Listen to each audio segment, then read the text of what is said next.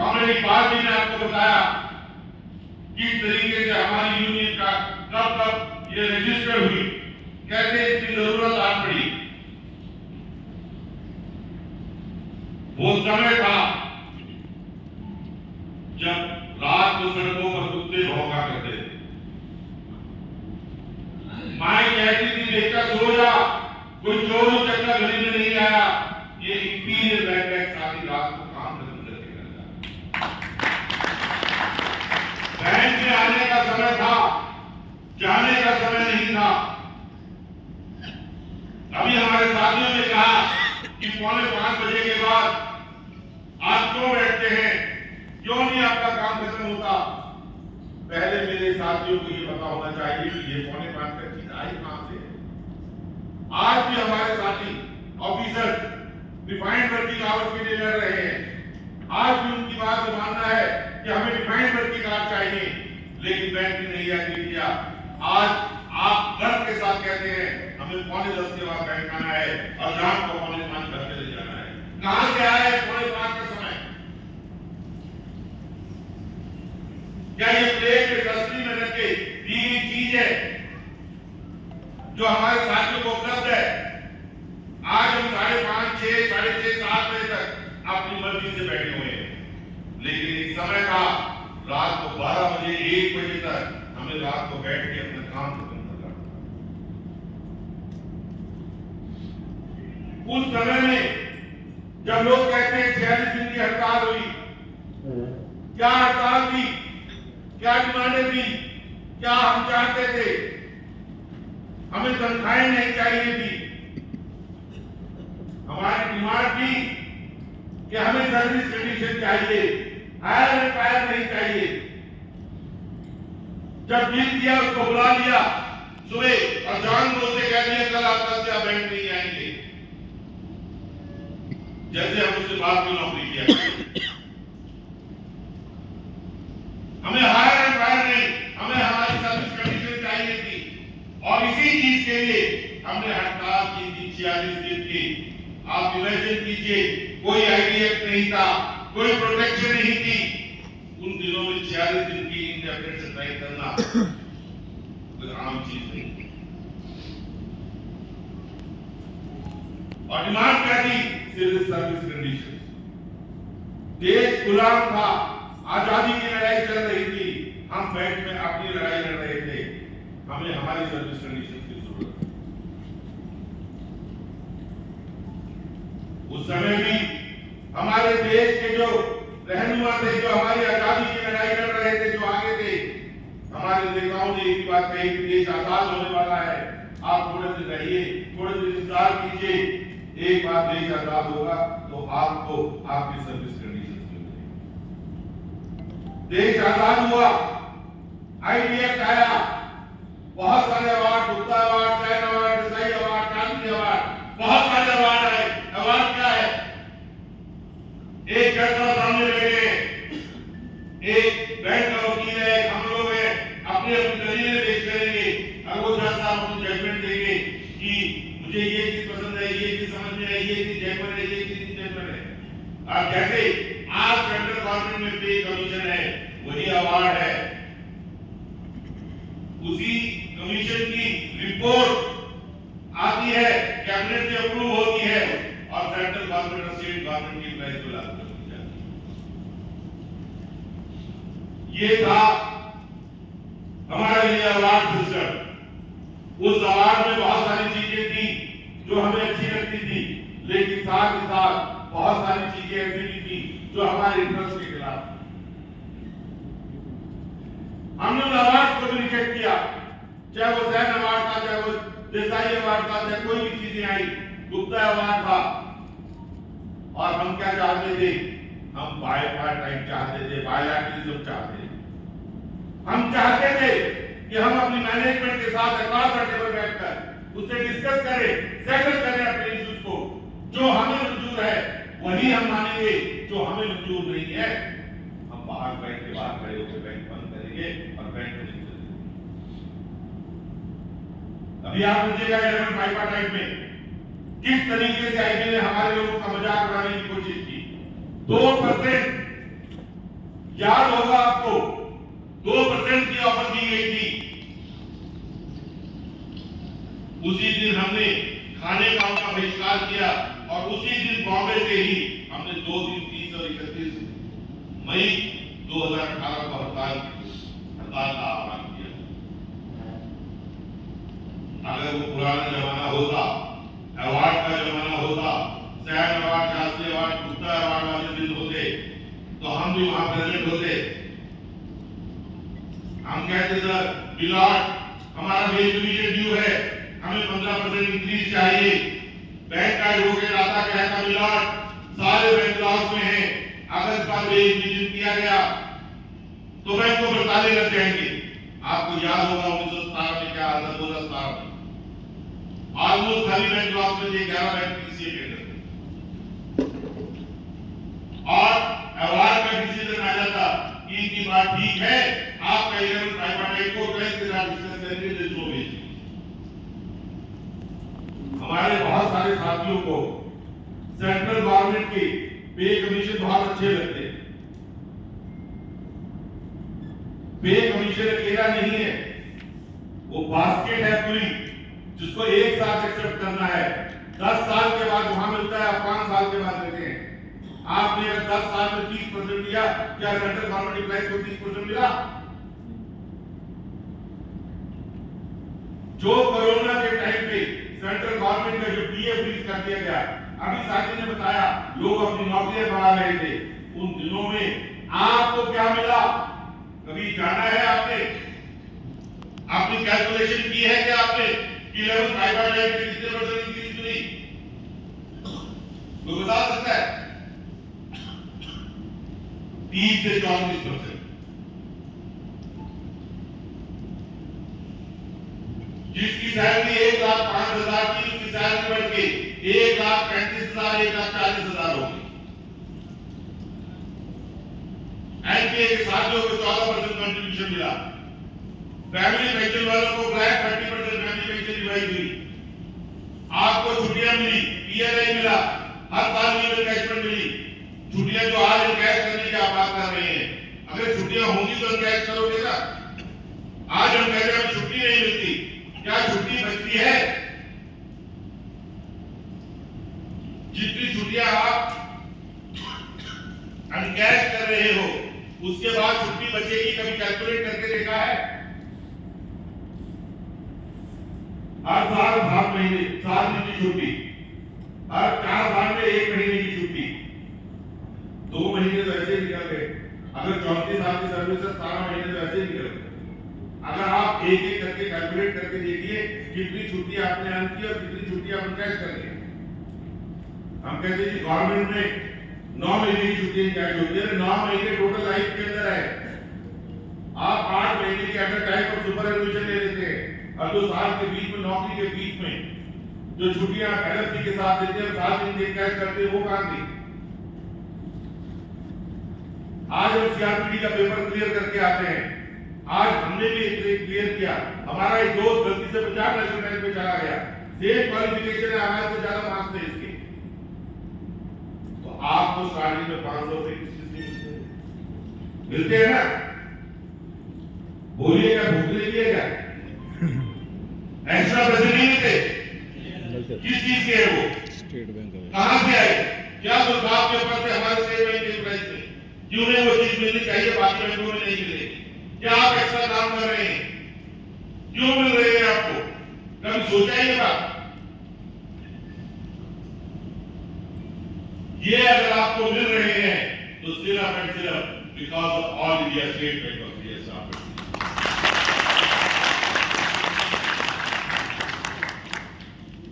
अभी इकबाल जी ने कहा कि हमारे यूनियन में वहां आईपीए में 11 ट्राइपार्टाइट में हम लोगों ने डिमांड की थी कि 400 रुपए का जो कन्वेंस अलाउंस है इसे खत्म करके 80 रुपए लीटर पेट्रोल का 5 लीटर पेट्रोल दे दिया जाए। सिर्फ 5 लीटर 400 रुपए के बदले। आईपीए का जवाब मालूम है क्या था? Not even a single litre petrol पर अवार्ड साहब। आपके यहाँ सबऑर्डिनेट साहब 13 लीटर ले रहे हैं, क्या खास बात है भैया? आप लोग जो पंजाब नेशनल बैंक के प्राइस नहीं है, जो बैंक ऑफ बड़ौदा के प्राइस नहीं है, वो आप ही के पास क्या खास चीज है कि आपको मिलना चाहिए? कभी सोचा है? आप पेट्रोल लेंगे, एंटरटेनमेंट लेंगे, न्यूज़पेपर लेंगे, क्यों मिल रहा है आपको? कैसे प्रोटेक्शन लेंगे? एक साल के बाद प्रमोशन लगेगी, 3,000 रुपए एसोसिएट के बढ़ जाएंगे। कभी सोचा है क्यों मिल रहा है, कहां से मिल रहा है, किससे मिल रहा है, ईयर कहां से आ गया? ये मैनेजमेंट ने प्लेट पर रख के आप लोगों को नहीं बांटा है। ये सारी चीजें अगर किसी वजह से मिली है तो only and only because of all India state bank of India staff.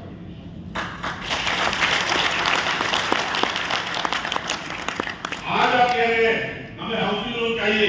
अरे 12 लाख था एसोसिएट बैंक के, बहुत सारे हमारे साथी यहां बैठे होंगे स्टेट बैंक ऑफ इंडिया के, कितने साथी ने हाल बना, कितना था आपका हाउसिंग लोन? 12। स्टेट बैंक में आके कितना हुआ? 80 लाख। तो क्या खास बात हो गई कि स्टेट बैंक में आधे साल में 40,000 मिल गया? फिर उस लोन का इंश्योरेंस हुआ। इंश्योरेंस कभी सुना है? बैंक कर्जा आपको देगा और उस कर्जे के बाद उसकी इंश्योरेंस कराएगा और आपकी लाइफ की इंश्योरेंस का प्रीमियम भी बैंक भरेगा। कभी सोचा है हमने ये कहां से आ रही है चीजें? क्यों दे रहा है बैंक आपको 45 लाख, 60 लाख, 80 लाख? ये कहां से बढ़ती जा रही है? मुझे याद है 11/5 के अंदर जब हमने फेस्टिवल लोन का इशू उठाया था, अगर बैंक के अंदर 30,000 रुपए फेस्टिवल लोन था मैक्सिमम, हमने कहा इसे बढ़ा के 40,000 किया जाए। वो कहते 10,000 हो गया इंटरेस्ट लोन, इसका पैसा भी 15% में से रिड्यूस कर दीजिए क्योंकि ये तो आपके लिए इंक्रीज है। यहां 1.5 लाख लेके बैठे तब भी किसी को फिक्र और फर्क नहीं है कि ये हमारे यहां कहां से आ गया भाई? क्या हम पब्लिक सेक्टर बैंक नहीं है? क्या हम गवर्नमेंट लोन बैंक नहीं है? पंजाब नेशनल बैंक भी हमारी तरह 60% गवर्नमेंट का शेयर होल्डर है। उनके यहां क्यों नहीं है और हमारे यहां क्यों है? कभी सोचा है आप लोगों ने ये सारे बेनिफिट कहां से मिल रहे हैं, क्यों मिल रहे हैं, कैसे मिल रहे हैं? हमारी यूनियन एक नॉन पॉलिटिकल ऑर्गेनाइजेशन, चाहे वो एनसीबी है, चाहे all India state bank of India staff federation. हम 3 साल के बाद इलेक्शन होल्ड करते हैं। हमारा कोई मास्टर ऊपर नहीं बैठा जहां से डिक्टेट आएगी इसको लीडर बना दीजिए, इसको लीडर बना दीजिए। जब तक ये जिंदा है तब तक लीडर रहेगा। जिस दिन वो रिटायर होता है उस दिन अपनी सारी पोजीशन छोड़ के यूनियन की घर बैठ जाता है। बहता हुआ पानी हमारे यहाँ है। इसी कारण से हमारी एसोसिएशन, हमारी फेडरेशन आप लोगों के लिए लड़ती है और हमारी मैनेजमेंट इतनी मैच्योर मैनेजमेंट है। 40 साल की मेरी भी नौकरी हो गई, मुझे आज तक एक इशू ऐसा याद नहीं पड़ता जब हमने स्टेट बैंक में अवार्ड साहब के अकेले इशू के ऊपर हड़ताल की। यह हमारी कमजोरी गिनाई गई थी मर्जर के टाइम पे कि एनसीबी मैनेजमेंट के साथ मिलकर लीडरी करती है, यहां हड़ताल नहीं होती। क्या ये सारे बेनिफिट लेके भी आप हड़ताल करने के लिए तैयार हैं? बोलिए। तनख्वाह घटाएंगे 5,000 रुपए रोज की, किसके लिए? महंगाई बढ़ गई इसलिए, प्राइस राइज हो गई इसलिए, सरकार ने ये कर दिया इसलिए। अरे हमारे को अपनी इंडस्ट्री देखनी है, हमारे को अपना बैंक देखना है। कौन सा ऐसा बेनिफिट है जो आप लोग नहीं एंजॉय कर रहे थे? 10वीं पास में जब मैं बैंक में लगा था, आज तक ग्रेजुएट भी हो गया, 1.5 लाख रुपए ये स्टेट बैंक ऑफ इंडिया ही आपको दे रहा है। कौन सा ऐसा इंस्टीट्यूशन है जो एक 10वीं पास को 1.5 लाख रुपए? हम बड़े फख्र के साथ कहते हैं सबसे पहले हमारा देश है, उसके बाद हमारा बैंक है, तीसरी हमारी यूनियन है और चौथे हम हैं। अगर देश है तो हमारा बैंक है, अगर बैंक है तो हम हैं, हमारी यूनियन है, और अगर हमारी यूनियन है तो हम।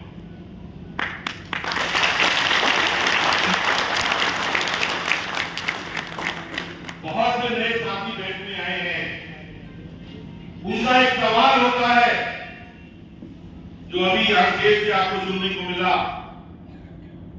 आरएन साहब ने कहा कि यूनियन हमारे लिए क्या करती है। मुझे याद है जलंधर का एग्जाम्पल, जलंधर मेन ब्रांच के अंदर 2 लड़कियां थी, उनकी मेरे बाद में आईसीबी ट्रांसफर हुई, वो मेरे पास आई थी। उनके पास आपस में डिस्कशन का टॉपिक क्या था कि 100 रुपया चंदा जो कटता है ये हमारे को जबरदस्ती का हमारे ऊपर थोप दिया गया है, ये यूनियन हमारे लिए करती क्या है? कभी सोचा है, कभी ख्याल तो आपके मन में भी आते हो? बोलो जरा, जवाब दो। ये यूनियन क्या करती है? ये यूनियन वो काम करती है जब बच्चा सो रहा है, माँ उसकी चुम्मी लेती है, बच्चे को नहीं पता कि माँ ने उसको प्यार किया है। इसी तरह आज अगर आप बैंक में प्रोटेक्टेड हैं तो it is only and only because of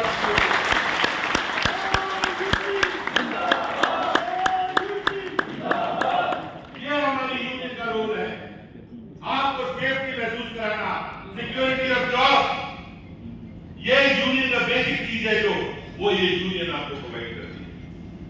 आपकी बेस्ट सर्विस कंडीशन ये यूनियन आपको प्रोवाइड करती है, आपको प्रमोशन की अपॉर्चुनिटीज ये यूनियन आपको प्रोवाइड करती है। बिना यूनियन के कुछ नहीं रहता। आज अगर आप एक भी चीज के बारे में बात करेंगे, कोई भी चीज, किसी भी चीज के अंदर हम लोग पीछे नहीं है। क्यों है? क्योंकि हम एक नॉन पॉलिटिकल ऑर्गेनाइजेशन से बिलोंग करते हैं। हमारे अपनी मैनेजमेंट के साथ अक्रॉस द टेबल बैठ के सेटलमेंट होती है, कोई हमारे पीछे से इंप्लीमेंट नहीं कर सकता। आज तक भी कोई भी एक भी चीज मैनेजमेंट अपनी मनचाही हमारे ऊपर थोप नहीं सकती।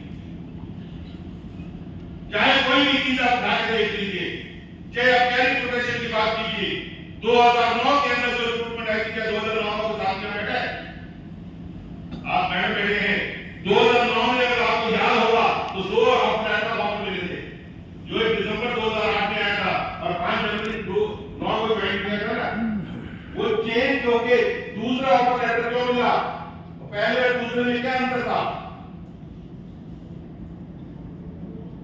पहले में ये लिखा गया था कि 35,000 रुपए कैश और 70,000 रुपए transfer as a part of your duty use class 9 थी। और उस समय जब हमारी फेडरेशन को पता लगा, हमारी फेडरेशन लीडरशिप ने उसी समय बीएमडीसीडीओ को कहा कि ये सर्विस कंडीशन में हम चेंज एक्सेप्ट नहीं करेंगे। उनका कहना था कि भाई ये तो अभी लोग अभी बैंक ज्वाइन भी नहीं किया, तो मेंबर भी नहीं बने, आप इनके बारे में कैसे कह सकते हैं? हमने कहा हमारे मेंबर चाहे ना बने, वहां ही बैंक में बैंक हमारे मेंबर बन जाएंगे, लेकिन हम सर्विस कंडीशन को चेंज नहीं होने देंगे। अगर आपने इसको लेटर को विड्रॉ करके नया लेटर नहीं इशू किया तो 5 जनवरी 2009 को हम लोग लाइटली स्ट्राइक करेंगे। उसी डर के मारे उन्होंने लेटर विड्रॉ किया, चेंज किया, और उसके 5 साल के बाद आज आप लोग एसोसिएट की अपॉर्चुनिटी दे रहे हैं, सेम 35,000 का 70,000 उसके 3,000। अगर उस दिन हम ना बैठे होते तो आज आप as a part of your salary उस बात को परफॉर्म कर रहे होते जिसको परफॉर्म करने के लिए आप 3,000 रुपया दे रहे हैं। कहां से आए? It is only and only because of All India State Bank of India Staff Federation. आपको कैरियर प्रोग्रेशन मिल रहा है। 1 साल के बाद कौन सी इंस्टीट्यूशन है जो आपको 6 महीने में प्रमोशन देगा? 6 महीने प्रोबेशन पीरियड है, 6 महीने के बाद आप एसोसिएट बन जाते हैं। कहां मिलती है प्रमोशन? 8 साल के बाद सभी सीनियर असिस्टेंट, 16 साल के बाद सभी स्पेशल असिस्टेंट, 24 साल के बाद सभी चीफ एसोसिएट। अरे आज आपके क्लर्क की तनख्वाह 28,000 रुपए है, चीफ एसोसिएट की अपॉर्चुनिटी 33,000 रुपए है। ये आपको मालूम है ना? दे रहे हो ना ब्रांचों में? दे रहा कोई? तो बोलते क्यों नहीं? जोर से बोलो ना। ये 33,000 रुपए किसकी देन है? कहां से मिली? It is only and only because of All India State Bank of India Staff. आज अगर हम एक चीज के बारे में बात करें, चाहे वो वेलफेयर की स्कीम हो, चाहे हमारी सर्विस कंडीशंस की बात हो, चाहे हमारी ड्यूटीज की बात हो, चाहे हमारी प्रमोशनल अपॉर्चुनिटीज की बात हो, ये सारी की सारी अगर हम देखें तो आज शुरू से लेकर अखीर तक it is only and only because of all India state bank of India staff federation, जो आज हम ये बेनिफिट्स ऑफ बैठे आज आपकी रिक्रूटमेंट आ रही है। जब बैंक में रिक्रूटमेंट बंद थी, हम लोगों ने एजुकेशन किया, क्योंकि हमारा मानना था कि हमारे पास दोस्त तो बहुत है, जो जब यंग ब्लड नहीं है, जो यंग ब्लड की चाहिए था, इसलिए हमने नए खून को बैंक में आने के लिए आमंत्रित किया। बैंक को बाध्य किया कि उन दिनों में जब ग्लोबल मैंडेट फर्स्ट चल रहा था 2007 में, लेमन ब्रदर्स जैसे बैंक पत्थर की ताश के पत्तों की तरह फटुरा के कभी गिर गए थे। याद होगा आपको 2008 में क्या हुआ था सितंबर अक्टूबर में, ग्लोबल मैंडेट फर्स्ट आया था और भारत के अंदर सिर्फ ग्लोबल मैंडेट फर्स्ट का कोई इफेक्ट नहीं आया था। क्यों नहीं आया? हमारे फाइनेंस मिनिस्टर चिदंबरम साहब और हमारे prime minister doctor Manmohan Singh ने पार्लियामेंट के अंदर स्पीच दी थी, स्टेटमेंट दिया था कि अगर भारत ग्लोबल मैंडेट वन से हटक रहा है, it is only and only because of public sector. जब वर्ल्ड वाइड 5 लाख लोगों को निकाल दिया गया, एक 2 3 नंबर के बैंक धराशायी हो गए थे, उस जमाने में हम लोगों ने 25,000 लोगों की मदद की। यह हमारा इतिहास रहा है और हम सब लोगों ने यही सोच के बार बार प्रोटेस्ट किए कि यंग जनरेशन बैंक में आनी चाहिए, क्योंकि हमारा ये मानना था जोश और होश जब मिल के काम करेंगे तो इस यूनियन को, इस एसोसिएशन को आसमान की बुलंदों पर ले जा सकते हैं, जहां तक जा सकती है। लेकिन मुझे अफसोस इस बात का है कि हमारे यंगस्टर्स आज उतनी बड़ी संख्या में आगे बढ़कर नहीं आ रहे हैं। उन्हें शर्म आती है ट्रेड यूनियन की एक्टिविटीज में पार्टिसिपेट करते हुए। क्यों? किस बात के लिए? आज अगर आप क्लर्क हैं, क्लर्क एसोसिएशन के अंदर होंगे, अफसर बनेंगे, ऑफिसर एसोसिएशन के अंदर होंगे, अपना राइट को प्रोटेक्ट करने के लिए लड़ना कोई गुनाह नहीं है। हमें अपने हक लेने हैं। हमारा एम्बुलेंस देखिए, ये लगा हुआ है तराजू, एक तरफ क्या लिखा है? ड्यूटी, एक तरफ राइट लिखा है। हम सिर्फ राइट के लिए राइट इज माइट नहीं कह रहे, माइट इज राइट है। हम ड्यूटी करेंगे, उसके बाद जो हमारे हाथ में हमें चाहिए। तराजू का पलड़ा अगर एक तरफ झुक जाए, उसी तरफ खराब है। आज आपकी वजह से ये पलड़ा ड्यूटी की तरफ झुक रहा है। राइट में हम लोग कमजोर होते जा रहे हैं, इसलिए तराजू जो बैलेंस थी आज ऐसे हो रही है। और जब जब ये तराजू की बैलेंस होगी तो आप समझ सकते हैं कि इसका परिणाम क्या है। आपको अपने राइट्स के लिए सजग रहना है। आपके पुराने साथी, पुराने लीडर जिन्होंने बहुत साल हमारे जैसे लोगों ने लीडरी कर ली, अब हमारे जाने का समय है। तो हम चाहते हैं, देखना चाहते हैं कि ये एक एसोसिएशन सेफ हैंड में रहे। आप आगे आए, हम बैटन हैंड ओवर करें और घर जाए, ताकि हमें भी मन को तसल्ली रहेगी कि जिस चीज को हमारे पूर्वजों ने स्टैब्लिश किया था, जिस एसोसिएशन को हमारे पूर्वजों ने संभाला था, जिसमें उन्होंने कुर्बानियां दी थी, आज वो एसोसिएशन एक सेफ हाथों में। कोई भी बंदा, कोई भी बाप ये चीज नहीं देखना चाहता कि उसका बेटा उससे आगे ना बढ़े। आज अगर हमने कुछ हासिल किया है तो हमारी एक ख्वाहिश है कि हमारे आगे आने वाली जनरेशन, जो हमारे बच्चे हैं, वो और इस ऊंचाइयों तक जाए, ताकि उनको उस ऊंचाइयों पर देखकर हर एक माँ बाप को खुशी होती है कि मेरा बच्चा आगे ऊंचाई। अगर हम लोगों ने यहां तक इस चीज को पहुंचाया है, इस माहौल के अंदर भी इन चीजों को यहां तक संभाल के रखा है, तो आज आपकी बारी है। आगे आइए, अपने आप को मेंटली प्रिपेयर कीजिए और इस बैटन को पकड़ने के लिए तैयार हो जाइए।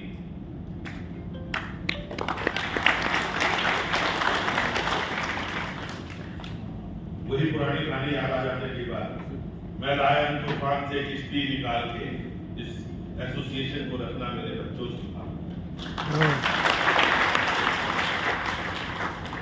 जहां तक सवाल है इस सरकार का, सरकार की मंशाएं आपने देखी हैं। 21 में हमारे ऑनरेबल फाइनेंस मिनिस्टर ने बजट के अंदर अनाउंस किया कि हमें 2 बैंक प्राइवेटाइज करने हैं। आज तक उससे पहले क्या था कि बैंकों के एनपीए बहुत बढ़ गए हैं, बैंक का प्रॉफिट नहीं है, बैंक पीसीए में है। हम उन्हें प्राइवेटाइज करना चाहते थे, हम उन्हें मर्ज करना चाहते थे, हमने मर्जर किए। 11 बैंक रह गए। अब बारी आई तो उनको प्राइवेटाइज करने की। ये नहीं है कि आज हमारे एनपीए बढ़ गई है, ये नहीं है कि बैंक लॉस में है। सरकार का क्या कहना है कि आज हमें 1,75,000 करोड़ रुपया डिसइन्वेस्टमेंट से चाहिए। 1,75,000 करोड़ रुपया डिसइन्वेस्टमेंट से चाहिए। हम इस वजह से 2 बैंकों को बेचना चाहते हैं। ये क्राइटेरिया नहीं है कि लॉस मेकिंग बैंक है, ये क्राइटेरिया नहीं है WTO एग्रीमेंट के तहत बड़े बैंक यहाँ आएंगे, छोटे बैंक कैसे सर्वाइव करेंगे। छोटे बैंकों को पहले बड़ा कर दिया गया है, 2-3 बैंकों को मर्ज कर दिया गया है। आज ये कहना है कि हमें पैसे चाहिए, हम इसके लिए डिसइन्वेस्टमेंट करना चाहते हैं। तो किसी जर्नलिस्ट ने पूछ लिया कौन से बैंक करेंगे, उसने कहा चाहे कोई भी बैंक हो, जब भी अगर हमें एक बैंक से 1,75,000 करोड़ मिलेंगे तो 1 करेंगे, 2 से होगा 2 करेंगे, 3 से होगा 3 करेंगे, 4 से होगा 4। मतलब ये नहीं है कि आप लोग प्रोटेक्टेड हैं, don't feel it. State bank privatise नहीं हो सकता है। अगर इंडियन एयरलाइंस प्राइवेटाइज हो सकती है, आज भारत सरकार की कोई इंडियन एयरलाइंस नहीं है, कोई एयरलाइंस नहीं है, तो बैंक भी प्राइवेटाइज हो सकती है। इस गलत फहमी में मत रहिए कि सरकार की पॉलिसियां कैसे चलेगी। सरकार की पॉलिसी चलाने के लिए तरीके वो ढूंढ लेंगे, लेकिन अगर उन्होंने आपको, आपकी कैपिटल को डिसइन्वेस्ट करने की ठान ली, तो कोई दुनिया की ताकत बैंक को प्राइवेटाइज होने से नहीं हो सकती। कोई सिक्योरिटी ऑफ जॉब नहीं रहेगा, दोबारा पुराने दिन आएंगे। सुबह आप बैंक आएंगे, शाम को घर जाएंगे, पता नहीं बैंक की नौकरी लेकर जाएंगे कि घर से वापस जाएंगे, आएंगे या नहीं आएंगे। हायर एंड फायर पॉलिसी होगी जो बहुत सारे वर्ल्ड के अंदर प्राइवेट बैंकों में है। तो प्रोटेक्शन इसी चीज में है कि हम लोग गवर्नमेंट के स्किल मूव को कभी कामयाब ना होने दें। अभी एक साथी ने यहाँ पे भाषण दिया कि ये किसने कहा है कि हम गवर्नमेंट की चीजों को हम नहीं वापस कर सकते। अरे उसने तो भी किसान के नए वो बताए हैं कि 3 कृषि कानून थे वापस लिए सरकार ने, उससे थोड़ा और पीछे जाइए 2019 में FRDI बिल उन्होंने इंट्रोड्यूस किया था, जिसके अंदर था कि अगर बैंक लॉस में होगा तो पब्लिक का डिपॉजिट से ही उसको एडजस्ट कर लिया जाएगा। कैबिनेट ने अप्रूव किया, पार्लियामेंट में उसको पेश किया गया, स्टैंडिंग कमेटी को रेफर हुआ, लेकिन जब पब्लिक की तरफ से हम लोग बैंक कर्मचारियों ने पब्लिक को जागरूक किया तो उनके ऊपर इतना प्रेशर आया कि अल्टीमेटली उनको FRDI बिल विथड्रॉ करना पड़ा। हम लोग सारे हनुमान जी बने बैठे हैं, अपनी ताकतों का अंदाजा नहीं है कि आप क्या कर सकते हैं और क्या नहीं कर सकते। जिस दिन आप सब लोग इकट्ठे होंगे, जिस दिन आप सारे लोग एक जगह खड़े होकर मुजाहरा करते हैं, जब प्राइवेटाइजेशन की बात आई थी फरवरी 1 को जो बिल पेश हुआ था और 15-16 मार्च को हमने 2 दिन की यूएपी बैनर के नीचे हड़ताल की कॉल दी थी। इतने बड़े संख्या में आप सब लोग सड़कों पर आए थे, जितने वेस्ट डिवीजन में भी नहीं आते, देख कर गवर्नमेंट। और यही एक कारण है आज 2.5 साल पूरे होने को आ गए, सरकार amendment to the banking act को अभी तक पार्लियामेंट में पेश नहीं कर सकती। आपकी ताकत ही है जो उन्हें रोके बैठी है। अगर आप जागरूक नहीं होंगे, सो जाएंगे, तो कोई ताकत आपको बचा नहीं सकती। चाहे कबूतर जितनी मर्जी आके बंद कर ले, बिल्ली ने उसको पकड़ ही ले। तो उससे पहले कि आप कबूतर बनो, शेर बन जाओगे, कोई पकड़ ही ना सके। तो अपने आप को जगाओ। जब डिमॉन्स्ट्रेशन होती है, कोई एजुटेशन की कॉल आती है, तो हम लोग छुट्टी मना के घर बैठ जाते हैं। क्यों? हमें बेनिफिट सारे चाहिए। हम सब कहते हैं भारत सिंह पैदा होना चाहिए, लेकिन प्रवेश हो गया। हमें क्या कुर्बानी देनी पड़े, हम कुर्बानी देने के लिए कोई तैयार नहीं है। किसी को कोई रिप्रेजेंटेशन दे दो अपने बेनिफिट के लिए, तो कहते हैं मेरे तो रिलेशन खराब हो गए। क्या जमाना आ गया, पैसा आपको चाहिए, बेनिफिट आपको चाहिए। तो ये यहां जो बैठे हैं ये रजिस्टर्ड मुद्दे हैं, तो सबके लिए लड़ेंगे। आप अपने लिए लड़ाई क्यों नहीं लड़ सकते? क्या हो जाएगा? आप ये जागरूक होइए। 5 डे बैंकिंग का जहां तक सवाल है, हमने वो भी सारी चीजें नेगोशिएट की हैं, गवर्नमेंट को रेफर कर दिया है, डीएफएस के पास है, डीएफएस के अंदर डिस्कशन चल रही है। 12th बाइपार्टाइट की नेगोशिएशन 12th इसको 28 को लाइकली है कि शायद इसकी मीटिंग होगी, और सारी चीजों के ऊपर भी अपडेशन ऑफ पेंशन का मुद्दा भी चल रहा है। स्टेट बैंक के अंदर कमेटी बन चुकी है, 21 जुलाई को उन्होंने अपनी रिपोर्ट सबमिट करनी है। तो हमें आशा ही नहीं, पूर्ण विश्वास है कि आगे आने वाले कुछ दिनों के अंदर जो हमारे रेजिडुअल इश्यूज थे, चाहे हमारे 11th बाइपार्टाइट के थे, 10th बाइपार्टाइट के थे, 5 डे बैंकिंग की, अपडेशन ऑफ पेंशन थी, ये भी सारी चीजें उसी तरह से अचीव होगी जिस तरीके से हम लोगों ने फैमिली पेंशन को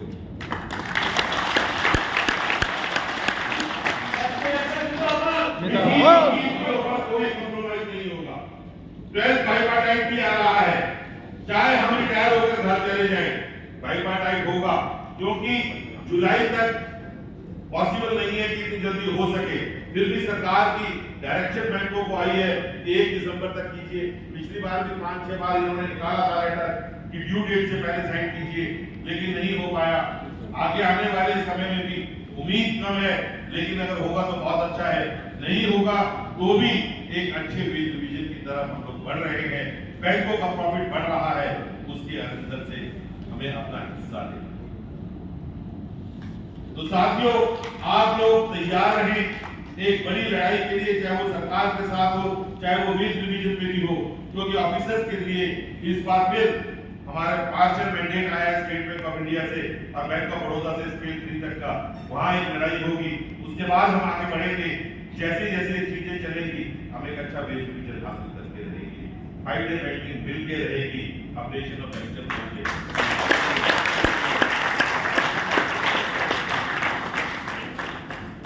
अब ताली बजा के कोई जोश आ गया होगा, थोड़े से नारे लगाएं, हंस के जवाब दो ना, पूरे जोश के साथ। यूएपीयू जिंदाबाद, जिंदाबाद, जिंदाबाद, यूएपीयू जिंदाबाद, जिंदाबाद।